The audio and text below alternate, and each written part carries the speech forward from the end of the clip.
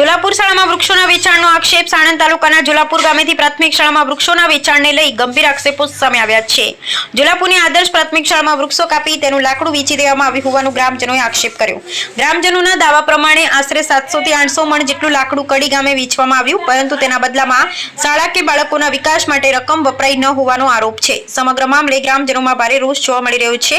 જોલાપુર ગામની આદર્શ પ્રાથમિક શાળામાં વૃક્ષોના વેચાણને લઈ વિવાદ વકર્યો છે. ગ્રામજનોનો આરોપ છે કે શાળામાં રહેલા વૃક્ષો કાપવામાં આવ્યા અને તેનું લાકડું બહાર વેચી દેવામાં આવ્યું. આ લાકડું કડી ગામે વેચવામાં આવ્યું હોવાનું 700 થી પણ ગ્રામજનો દ્વારા દાવો કરવામાં આવ્યો છે. 700 થી 800 મણ જેટલું લાકડું વેચાયું હોવાના આક્ષેપો વચ્ચે હવે સમગ્ર મામલે તપાસની માંગ ઉઠી છે. શાળાના આચાર્યના દ્રશ્યો. આ સમગ્ર મામલે સામે આવેલા વિડીયોમાં ગ્રામજનો શાળાના આચાર્ય સામે ગંભીર આક્ષેપો કરતા જોવા મળી રહ્યા છે. ગ્રામજનોનો આરોપ છે કે લાકડાના વેચાણની રકમ શાળા અથવા વિદ્યાર્થીઓના વિકાસ માટે વપરાઈ નથી. જો કે આ તમામ આક્ષેપોની સત્તાવાર પુષ્ટિ તપાસ બાદ જ થઈ શકે છે.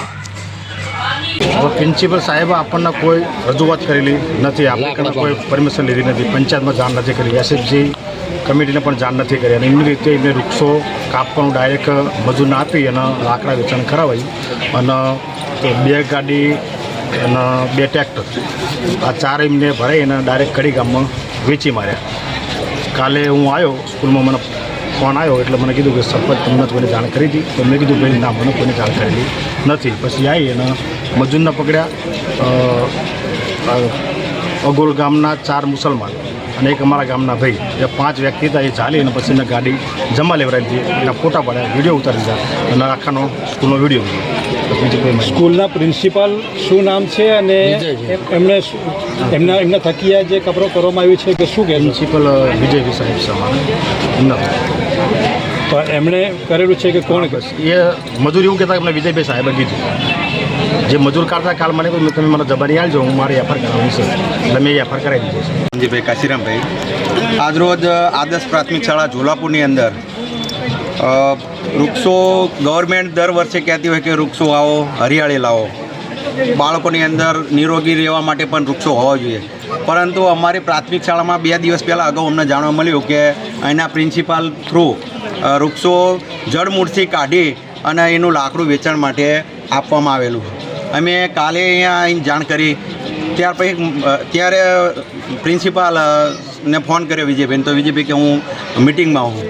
ત્યાર પછી અમે ખાતરી કરી તો અહીંથી આશરે 700-800 મણ લાકડું કડી ગામે વેચાયેલું. અહીંયા એક ગાડી તો અમે ડિટેલ કરી લીધી પોલીસ સ્ટેશનમાં ફોન કરીને. અહીંયાથી ત્યાર પછી અમે ખોડા પોલીસ સ્ટેશન જાણ કરી, તો ખોડા પોલીસ સ્ટેશનથી એવું કહેવામાં આવ્યું કે તમે વન વિભાગમાં જાણ કરો. વન વિભાગમાં અમે ફોન કર્યો, વન વિભાગના અધિકારી એવું કહેતા કે અમે મારા પથરીના દુખાવા હોવાના કારણે ત્યાં હું હાજર નથી. તો મેં મામલતદાર સાહેબને ફોન કર્યો, ટોટલ ડિટેલ ત્યાં મામલતદાર સાહેબને આલી રહે, ટીપીઓ સાહેબ વિરંગામથી મહેશભાઈને પણ ટોટલ જણાવેલું હોય. અને માત્ર લાકડા કાપીને ભ્રષ્ટાચાર કરો એ નહીં, પ્રાથમિક શાળાની અંદર છેલ્લા 5-7 વર્ષથી આ દરેક વસ્તુની અંદર ચાલુ, ચાહે મધ્યાહન ભોજન હોય કે એસએમસીની અંદરથી પણ ઘણા ગોટાળા તમને જાણવા મળશે. એટલે ગામ લોકોને સાથે લીધા વગર આજથી 5-7 વર્ષ પહેલાં A ગ્રેડની અંદર પ્રાથમિક શાળા હતી અમારી, અને 5 વર્ષ પછી D ગ્રેડની અંદર આવી. એ વખતનું શિક્ષણ કઈ રીતનું હતું, અત્યારે આ શિક્ષણની અંદર ઘણો ફરક પડેલો.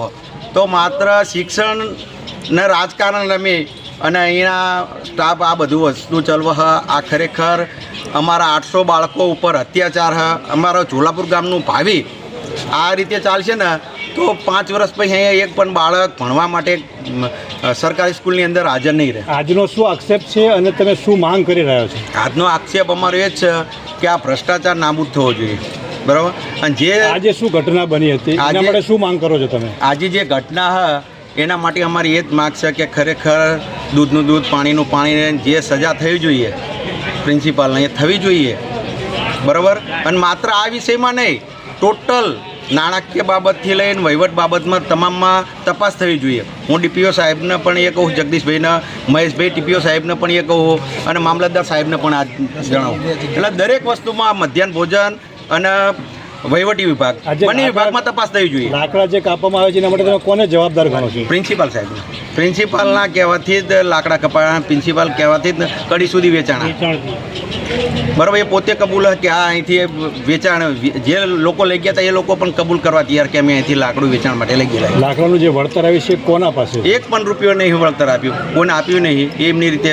હવે આ તો ખાલી અમારી આંખ અમે તો 5-7 વર્ષથી ગામ ટચમાં નહીં પ્રાથમિક શાળાને, તો આ 5 વર્ષમાં કેટલો ભ્રષ્ટાચાર થયો છે. મારું નામ વિજયભાઈ મિસ્ત્રી છે, આચાર્ય શ્રી ઝુલાપુર પ્રાથમિક શાળા. વૃક્ષો કાપવા માટેની ગામના વ્યક્તિ જે આનંદ લક્ષ્મણભાઈ છે એમને વૃક્ષો કાપવા માટેની જ ખાલી જાણ કરેલી. વેચવા બાબતે મારી એમની સાથે કોઈ વાત થઈ નથી. આ નિર્ણય એમને પોતાની જાતે લીધેલો છે.